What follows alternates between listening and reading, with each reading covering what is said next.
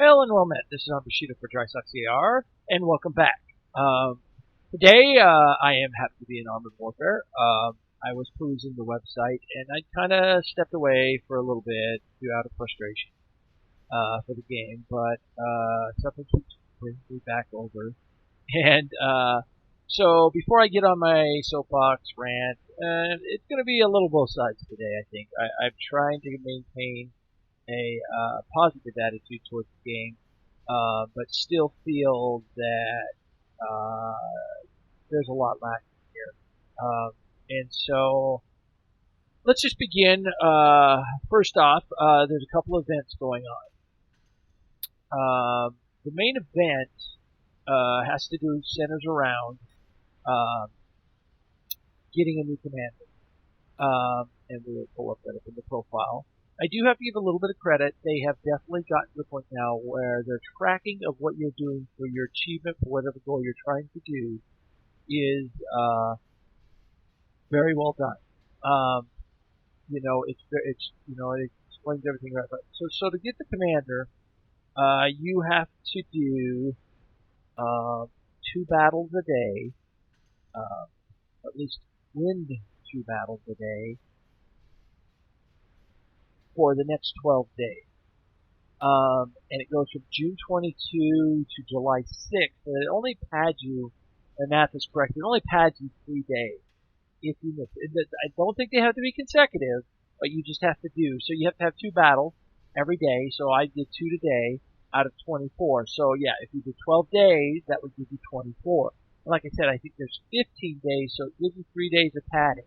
So if you haven't started this and you want to do this, I'd suggest get on it now. Because in North America, the July holiday's coming up. You never know, get really drunk, get do it one day, whatever.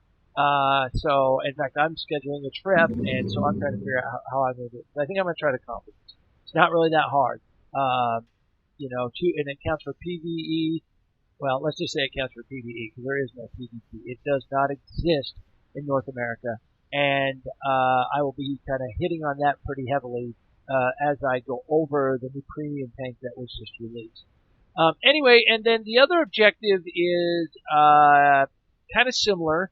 And you can check the website, and I'll have all the links in the description down below and all that. But basically, do X amount of battles a day for so many, and you can earn 200,000 credits. Do 3 battles, so on, so on. There's some various rewards. I feel this event is pretty good. I'm going to give a little props here. It doesn't feel daunting. It doesn't feel, like, oh my god, I got to grind. A couple battles here every day, not a big deal. Hell, I can do them every morning with my morning coffee. So it's really not that big a deal. I really feel that this is kind of well done. It's really what played out. It's another commander, really, going with that. I mean, do you need another one? Probably not. The variety of skills of the commanders is pretty flat. And overall, I feel, when, the big reload happened, and here goes one of my rants or gripes. One, commanders, first off, commanders were never that great anyway. In fact, all of us really used just one. What was her name? And I think they've dorked her up now. Yeah, right here. Tell me her name. Sabrina. I couldn't think of her name. Sabrina was always the one everybody used. And they kind of changed her skills and abilities. But really, all the commanders to me are just blah. They're flat. They're unexciting. Even worse now after the complete 8 months wasted that damn time. Redoing a game that didn't need to be redone, but we hashed on that. And going with that, I also feel now modules are just pretty much uninspiring. It's pretty much roll the tank. They're just absolutely uninspiring. All the really cool ones for firepower that used to be there are gone. And so, yeah, I don't know. I'll get off my soapbox, guys. I'm sorry. I'm gonna rant here, and I'm trying not to. I am totally trying not to, but I am gonna rant here in a minute. because I'm going to go over one of the things. So again, 2 events, not too bad. Like I said, a couple battles a day, you could do this in your sleep. Unfortunately for us in North America, and even, like I said, I go over to Europe every once in a while, and it's pretty dead over there too. The PvEP is kind of dying over there also. I'm going to try again later today to hopefully, I believe I did get the Object 187. I'm going to go into the economics and how I feel about this in a minute. But I was hoping when I got it, like all the rest of my premiums, it would show up over there, and it hadn't yet because I was hoping to get some PvP footage of this vehicle where it matters. Okay, because we all know PvE does not matter. It's a sideshow. Okay, it is a damn sideshow. However, now in North America, it's pretty much the only show. It is the only show, and even that is getting tough and tough. And I know they're saying, you don't need to be, you could be up or down too now, but you get mixed matched all the time with a lot of weird stuff now. I took this guy out in a couple of matches, and everybody was 10-foot me. Whatever, I made it, and it did very well. So let's go to the Object 187, and I'll go on my little rant over the North American server situation here in a second. So let's pull up some details, and I'm going to compare it to the other Soviet. Again, this is just another T-Series tank. Oh my God, they all start to look alike, blend together, and they do very much so. The differences between the 3 I played out, the differences in these tanks is minute, but I do feel, again, when we talk about premiums, the idea behind premiums is always that it makes more money, it's a good money maker, but it'll never be stronger than something that you unlock in a line. Well, alright, now we're getting to that gray area, I feel. And granted, I will, once we start comparing here, and I don't know why it drops down like that, but I'm going to try to do this. So I wish I could see the name. Kind of offset, and I'll offset one more, and I think we can see all the data here to look at the vehicle. Okay, so let's start with mobility. I'm going to say firepower to last. Mobility, okay, so they're all the T series. You have the T-90, the T-80U, and the Object 187. And if you look at them very close, oh my God, they almost look, whoa, surprise. But mobility-wise, I feel, first off, the loser in the mobility category is the T-90. It feels sluggish compared to the other 2. And again, I tried to use the same commander. I have no modules. Same commander. The crews vary because the Object 187 did come with I could unlock the abilities for both the crews. It shows how much I play. The other ones don't. But as far as mobility goes, the T-90, he's out. He just is sluggish, and just isn't cutting it. I played with him, and it was like, oh my gosh. Now the T-80, by the stats, feels, should be faster, but it's not. The Object 187 to me feels much better in combat, and that could be due to the crew, being, having an ability, but I don't think, it's just weird. The T-80 should be more responsive to that, but and maybe that they're so close, it was kind of hard to say. But again, if I had to pick one at mobility, the Object 187 felt better to me. It just felt better. But again, I think they're really close, so those 2 are kind of neck and neck, mobility. And then let's move now on to the absorption, the defense. Okay, so right now, the Object 187 has a higher hit point, and that's kind of trendy with premium vehicles. They're a little more defensive. They lack in the gun department. Kinda. We'll see here. As both of these go, when I took all these out, the T-80U just couldn't take the beating that the other 2 could do. I mean, the hull alone on the Object 187, 305. That's just amazing. And then the sides, pretty much the same, rear's the same. And then we go, and it's composite across the board. And this is one thing I haven't, moving on to the turret. Well, let's go into the turret for a minute, and then we'll talk about the composition of the armor. So the turret on the Object 187, again, is a premium. 770. Beautiful. This thing is beautiful. At no time, and again, I'm going to caveat all this, at no time fighting bots in PvE, because it's the only show we got, at no time did I ever feel threatened in this vehicle. Whereas when I took out my T-80U, I got chewed up really bad. And really, if you look at the stats across the board, except for when I get to the T-90, that's we change a little bit there. The T-90 side is much better, and so is its rear. But at the end of the day, driving all three of these, I honestly felt the Object 187 was a better vehicle. As long as you do what you're supposed to, keep everything whole front, it's spot on. It's beautiful. And again, now going into the composition of the turret, you do get the plate inserted with the T-90, and I haven't really found anything official, and I've been trying to look for this, and I think I've looked for it in the past. How they handle the makeup of the armor and how that affects your penetration and all that, and I can't find anything. Or is it just hey, we know it's made out of plate inserted, but underneath the table it doesn't matter. It's just if you can pen it, you pen it. If you don't, you don't. I don't know. Is there a damage reduction? Is there something like that? I do not know. But at the end of the day, defense-wise, I feel the Object 187 wins this round, most definitely. Again, now we're talking a premium vehicle. So now, in my mind, I feel it wins the mobility and it wins the defense. And remember, I am running 0 modules. This is flat. The only thing that's out of whack is the commander was the same age. The same commander is the cruiser off a little smidge. So, anyway, now, sorry guys, I got a little distracted. I'm not comparing the right shell, and I'm trying to figure out why on my T-80U. 1 second, guys. But now I want to make sure we get this right. Let's see. There. He was the first in the lineup. And so, that's better. There we go. There we go.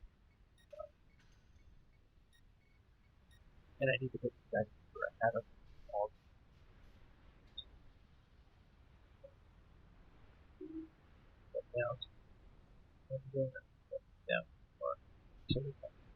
Okay, so looking on paper. Okay, so and as you can see, reload times. So now we get to the gun. The gun. It has less damage. Okay, so APFSDS. The gun is the weakest version of, as you can see by the nomenclature, 3 Victor Bravo Mike 17, 3 Bravo 14. So it is the oldest because this was a prototype vehicle. And on paper, it has better pins with the APF SDS than the other two by 20 millimeters, which is interesting. Has less damage.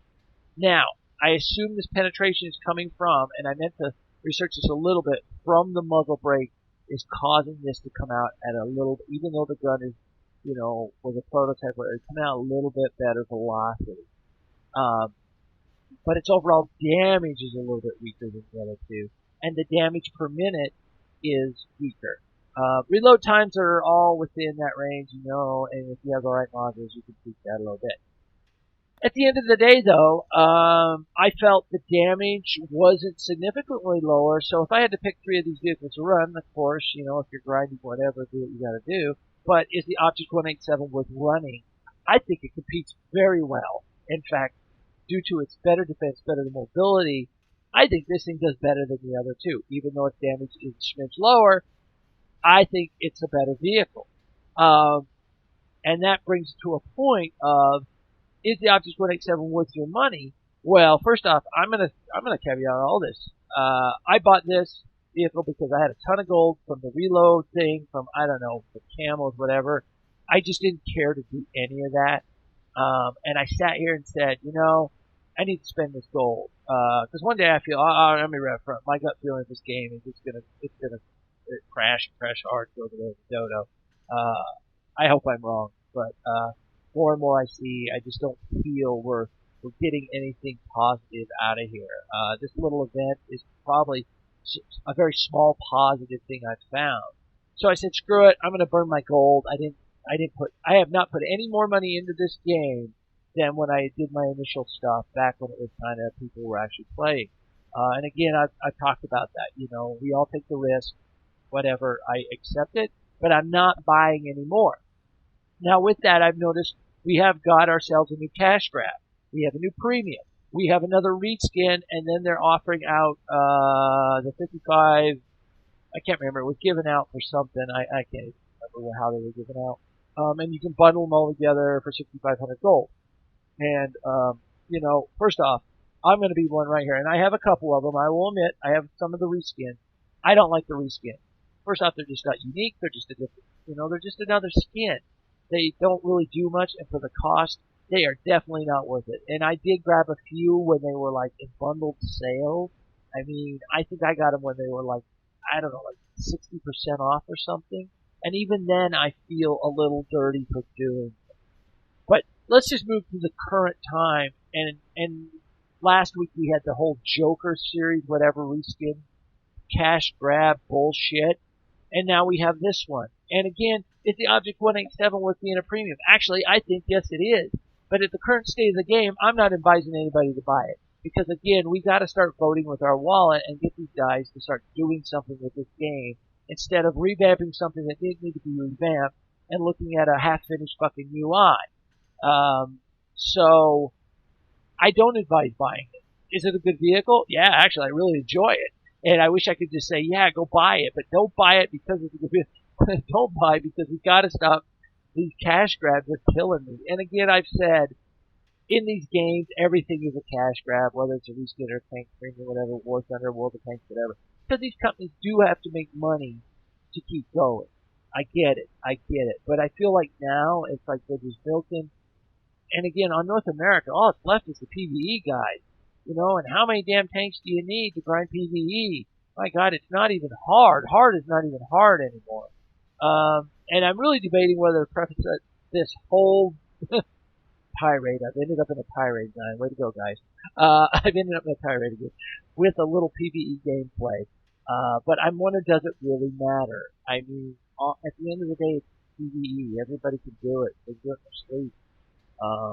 And especially with this beautiful vehicle right here, I feel, again, out of the 3 T-Series tanks that I have at 7, this is a beautiful tank. I love it. I love the hell out of it. But again, as a advocate of voting with your wallet, I mean, if you got the gold laying around and you want to buy something, hey, I would say, yeah, you'll really enjoy the vehicle. But at the same token, don't put any fresh money down. Please do not put any fresh money. You know what? Already after we had the big reload. Fine, we're stuck with this now. The way the game is, the World of Tanks now. Before it was a World of Tanks load. Now it's got thing. When somebody's it's identical twin, or it's Siamese twin at this point. They took away, by doing the reload, in my opinion, they took away a lot of the uniqueness that was, even though on its surface it looks like World of Tanks clone, there was a lot of differences under the hood. And now we're kind of really more like World of Tanks. And now our freaking god-awful UI, and again, I'm going to go off on the UI a little bit, because at least if you're going to do the UI, make it consistent. If it's going to be shitty, then make it consistently shitty. Okay? Don't do half one way and half the other. Alright, anyway, on that. So again, going back to gameplay, my ranting has went on for about 20 minutes, and I feel that's nuts. You don't need to see the taste of gameplay. Look at the stats. You can see it's on par. And again, being a premium, it is definitely more defensive natured than the other two. But I feel the gun is, because of that defensive, because of the mobility, I'll take a little bit down on this gun because it just does well. But again, when I say it does well, that means it's doing well against bots. Okay, I cannot effectively test this in PvP. I am hoping that there's just a delay in this vehicle moving over Europe, and maybe I can throw up some PvP footage later of this vehicle. I would really like to do that and just see how it handles comparatively. But right now, the best I could do is go against PvP and bots, which, hell, you can drive out driving, whatever, you know, bot. I'm sorry, the bots just don't behave like a real person. Anyway, guys, enough on my ranting. Like I said, if I get any gameplay, I'm hoping it to be PvP and not PvP. So anyway, again, this is Bushido for Drysucks AR. I will turn my rant off now. And, as always, give me a thumbs up, thumbs down. Put in your comment, maybe I'm completely full of shit, which is possible. It is very much possible. But, throw out your opinions. And as always, may Odin welcome you to